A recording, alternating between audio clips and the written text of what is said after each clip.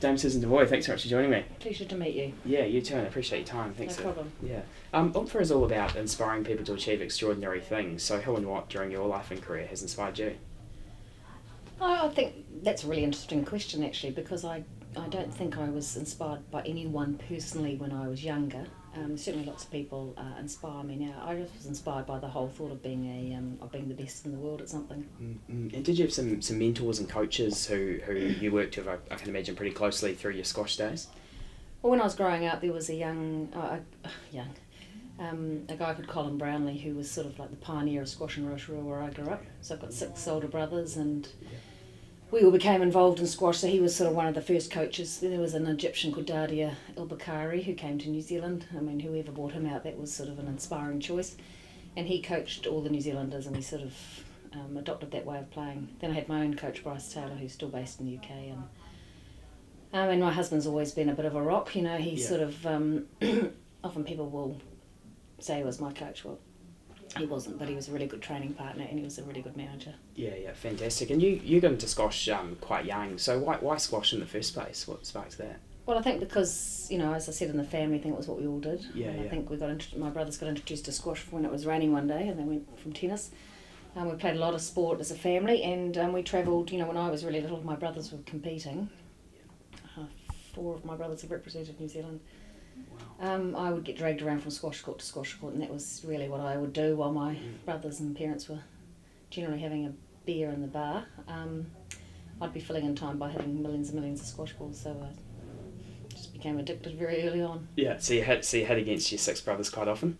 Well, not as often as people. I mean, there's a bit of an urban myth that, you know, we probably train together, but in the latter days, a couple of my brothers were very good sparring partners, but, you know, pretty competitive family, I think. But they were really good role models, actually, of what not to do, because they really were good at squash. Particularly 2 of my brothers were really talented, but they really enjoyed the party side of life, and they didn't have quite the same application that I took to it. We're not all the same, are we? It's that easy to be a world champion. Everyone would be doing it. But I saw what they missed out on, and I saw, you know, what you really sort of had to do to keep at it. And before you turned professional at 17, I mean, did you have a pretty sort of hardcore training schedule, even as a youngster growing up? What was your training schedule like back then? I just enjoyed training, you know, that was the thing. You know, no one had to make me go out and train and do whatever. In fact, I probably did too much, really, even from an early age, but I used to spend a lot of time just practising on my own. I used to spend a lot of time running, whatever. I mean, things weren't as sort of professional as they were now, or scientific even, you know. I mean, you just didn't get your blood tested, and you didn't have psychologists, and you didn't have, so it was, but you know, I've had opportunities to reflect a lot back on, you know, why I was probably so successful was the fact that I just loved training so much, you know. It was never a chore. Yeah. And what about that ambition? Did you always have ambition to be the best in the world at squash? Yeah, I think I mean, from when I can remember, it was about 12 or 13 years of age when things at school started to interfere with, you know, things at squash and whatever. Yeah. I don't think I didn't certainly articulate it to anyone, but certainly in the back of my mind I thought, you know, I could be pretty good at this. But I think, you know, got to set yourself a little bit something more achievable. So for our family, it was to win a national title. I mean, my parents said that whoever in our family won the first national title, they would buy them a car. Oh, wow. And that was ridiculous, because I won the first national title under 13, and I never got a car. And I don't think if any of my brothers, they would have got a car, or they'd never be able to afford it, but it was a really good incentive. So yeah, I think I've always been very competitive. And, you know, secretly, for a long time, I'd always wanted to, you know, my dream was to be a world champion. Okay, and you talked before about how some of your brothers were very good at squash, but maybe got too involved in the party scene and so on. Do you see that happening today with young sports people up and coming as well? Yeah, I just think it's really, you know, that's what I keep thinking. If it was that easy, everyone would be doing it. You know, you're either born intrinsically motivated. You know, I've got 4 children myself now, 4 sons, all pretty talented, a wide variety of sports, but for one, it's easy to go out and train and very dedicated and disciplined. You never have to tell them. For the others, they go through periods of, they can be well, and periods they can't, and so therefore, you know, we're all made differently, we're all wired differently, and I really don't believe you can make someone. You can, you know, you can encourage them and kick them up the whatever now and then, but, you know, it has to come from your from wanting to do it yourself. Yeah, and have you got to have that want and that ability to go out and train to become the best in the world? Yeah, for anything really. It's not even just in sport, really. I mean, there's no substitute for hard work. Yeah. You know, you've got to put in the hard yards, and it's sort of about dedication. And you hear everyone talking about passion. Well, you know, I think passion's great, but it's not just about loving something. It's actually really about sacrifice, passion, because, you know, at the end of the day, if you can't wake up every day and the first thing on your mind is what are you going to do today, what training are you going to do today before you do anything else, then it's probably unlikely that you'll keep, you know, go on to succeed. Yeah. And I mean, in terms of your story, I mean, obviously pretty legendary, went on to win the World Open 4 times in 1985, 87, 1992. So when you won it for the first time in 85, I mean, you'd obviously worked incredibly hard all those years leading up to that. How did that actually feel? It was pretty amazing. You know, it was in Ireland and I can remember it quite vividly. It was only every 2 years, the World Championships. Now it's every year. Back then when I played, it was the British Open was the sort of ultimate for squash players. It was our equivalent of Wimbledon, not quite near the prize money. So that was, you know, they were every year, the British Open and the World Champs every couple of years. Funnily enough, when you've been retired as long as I have, the things that you remember most is winning your first, losing one, which I did, and winning your last, because that's, you know, retiring. So the rest are a little bit of a blur in between, but...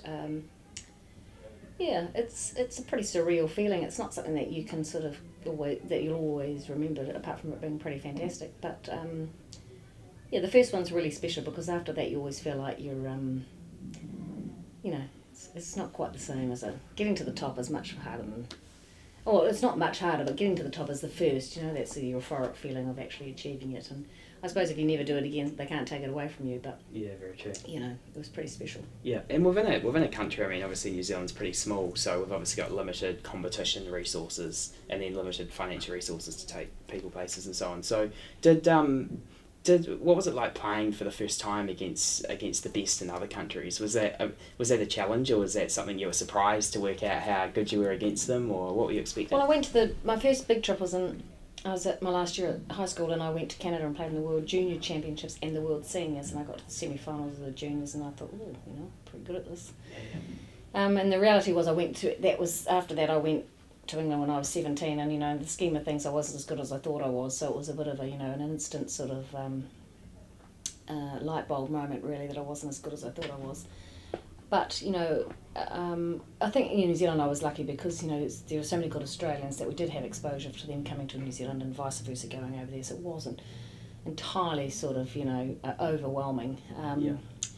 But yeah, no, it was, I got a few hidings, well, I got lots of hidings in the first year that I went away on the circuit, so, you know, it was the fact that you actually came back from war was really the test, I suppose, whether you're going to do it or not. Yeah, okay. And today when you, just coming back to about young people coming through the system today or coming through any sport, I mean, what are some of the mistakes you see young people making today in terms of sport in general?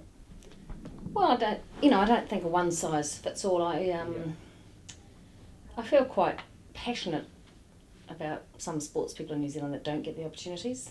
Okay. You know, we have a real focus in New Zealand now on winning gold medals at the Olympics, and we've put all our money into rowing, we've put all our money into cycling, we've put all our money into a few athletes, you know. Yes, our national sports, cricket and rugby and whatever, but, you know, heaven help if you played a racket sport in this country, you know, you're just about, and I'm not saying that you should be paid to play your sport, but you certainly, if you show enough talent and ability, have some support to get away, and because we live so far away from everything, we're more isolated than anywhere else. And we're more isolated than before in terms of squash because it's much more of a global sport. Okay. We haven't built massive academies for, you know, for tennis or squash or whatever. I'm not saying that we all should, but some people should be able to get an opportunity. Okay. But I think, you know, young people, no disrespect to yourselves, but sometimes don't realise the hard work and sacrifice that needs to go into it, you know, and...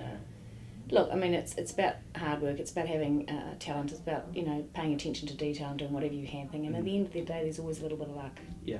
And, you know, I genuinely believe that, you know, my luck was I never got sick. I had an iron constitution, I hardly got sick and I never got injured. Okay. You know, I had a capacity to be able to travel and train and never those sorts of things. You know, those are the sort of things. But young people, but what I say to people is, you know, you can't all be world champions, but you've got to give it a go. You know, you don't want to sort of spend later time in your life wondering, how far I could have gone and what could I have done. And if you really put your heart and mind to anything sporting, you'll find out a whole lot of things about yourself that you probably would never have known otherwise. Okay, and talking about that lack of support with some of the racket sports and so on, has that got better or worse over the years? Oh, I think it's worse. I was lucky in my day. I was a big fish in a small pond here in New Zealand. We had major events here with New Zealand Opens. All of those things have gone. It's really difficult in sports, because they're all competing for the same sponsorship dollar and doing whatever. But I'm certainly not complaining about my time. But, obviously you have an interest in people that play the sport that you were good at or loved and whatever. So, But, it's always hard. You always need the support when you're getting to the top rather than when you get there. But it always seems to be the other way around, doesn't it? Yeah. And why do you think that change has happened in terms of not the support being there today as it used to be? Well, I think because there's such a limited amount of funding that they have to decide. Sport New Zealand have made a decision where they're going to focus their efforts and their funding on. Yeah. And, why wouldn't you spend the money on the things that you're, historically good at, rowing, cycling, all those sorts of things. But I just also think that, we shouldn't just become fixated on winning Olympic medals because there's a lot more to sport than just winning, and all the other benefits. So, but who knows? No one's listens to me about that, Jake, so don't worry about it. I just want to come back to what you were saying before about just advice for young people and so on. How much of it, for you, was mindset and positive thinking versus just pure hard work? Does that come into it as well? It's another good question. I think it's a combination of both. It's about, in your younger days, it's really about ambition and desire, coupled with the hard work and whatever. Yeah. But it's sort of also about that, where is this going? What is it leading to? What will I... you don't train hours and hours day in and day out unless you've got a very good visualisation of where you want to be and what you're doing this for, You don't just do it for the hell of it. Yeah. And so, I think it's one of my strengths was really my mental toughness. Yeah. I think not so much whether that was a positive attitude because I was a bit motivated by fear, the fear of losing.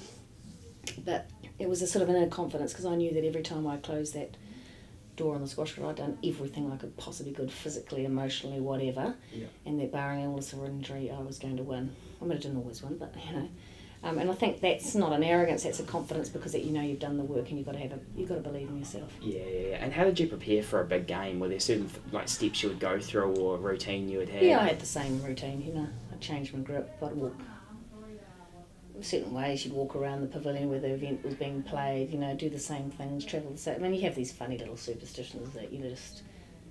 Does that kind of get you in game mode? Yeah. It just puts you in the zone, really. And what about dealing with the nerves? Was that a challenge? Yeah, it was a bit of a challenge. I was generally okay once I, sort of got on there and warmed up. Yeah. Or sometimes, I don't know, something would happen and I'd often get a little bit nervous in the game and I used to call it the glass elbow because my arm would start to shake. Okay. And even my husband and my coach would notice it. They'd think, oh, look at that. There goes the glass elbow. Yeah. But, I look back now and I wonder why on earth I ever got nervous, God, we put a lot of emphasis on things that really in the scheme of things aren't that important.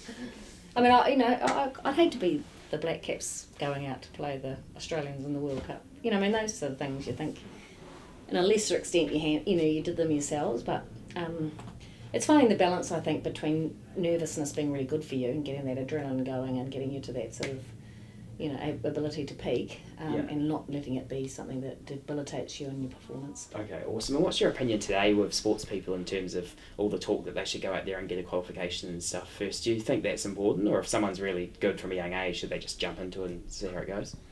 I think it's probably an individual's case. I often...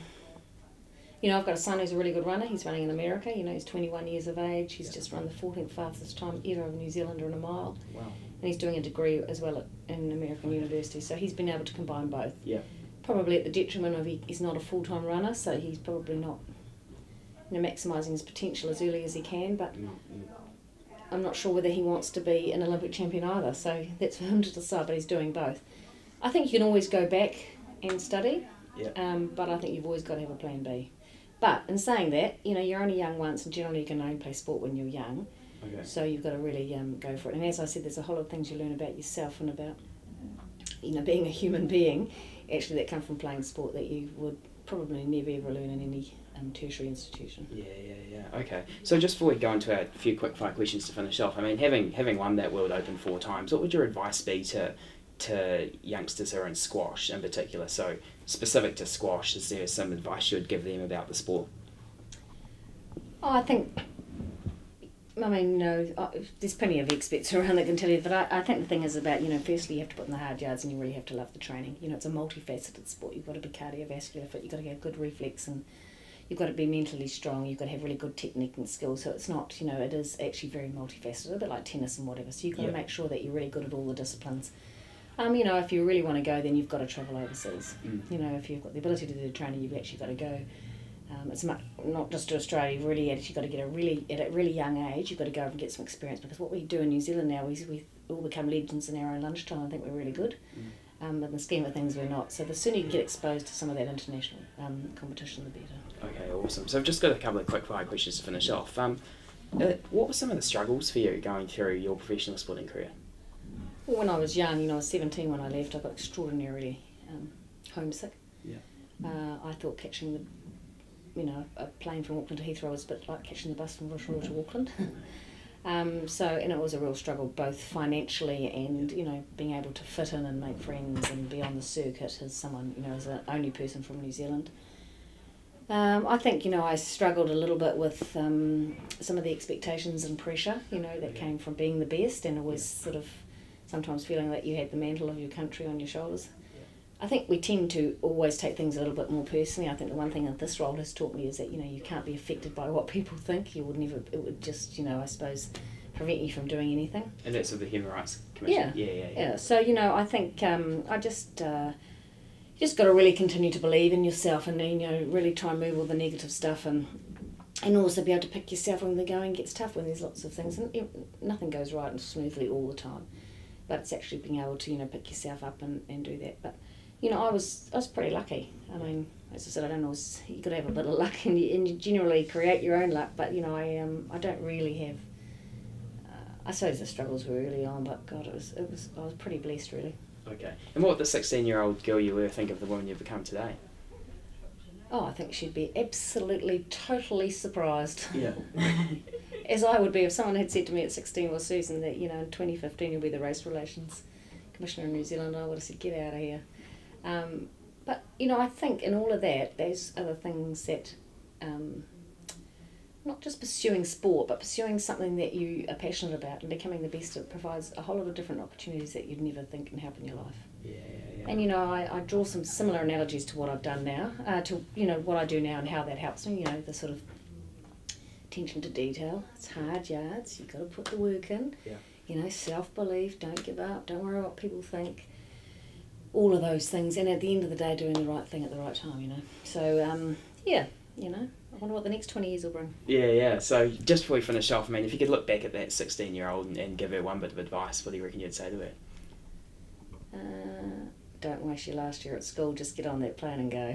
Okay, awesome place to leave it. So to finish off, Dame Probably Susan, not the right thing to say, is it? No, it's perfect. That's exactly right. So to finish off, can you look down this camera here and tell us what are your wise words for the people of New Zealand? My wise words, I think, is just dream big and go for it, and always have the courage to believe in yourself. Awesome. Dame Susan Devoy, thanks so much. My pleasure. Cheers.